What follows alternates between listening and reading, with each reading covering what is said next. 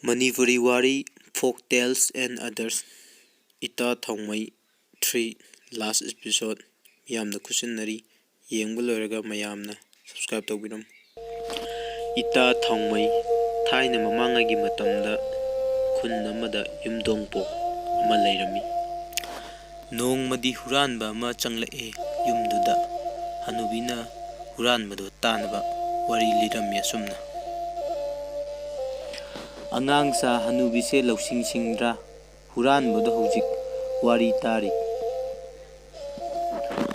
Hanubina makha tare warido ETA THAOMEI adudagidi huran bachange yumduda ETA THAOMEI hanubi makhol hauna laure.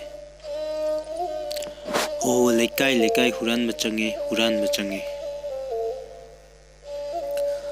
asumna wari lisinaduna laure lekai tanaba hanubina. Angang sa wari se nungaitro lausingna samu phai haibaduni. Adudagidi lekai miyam huptuna lae makhutta khulai paiduna. THAOMEI marumda lumiba huranbado mayamna pharak pukhre. Angang sa lausingna huranbado phakre aduna nakhoisu lausing singba tamuko. Ngasigidi wari losilage ko. Chatlo angang sa yumda.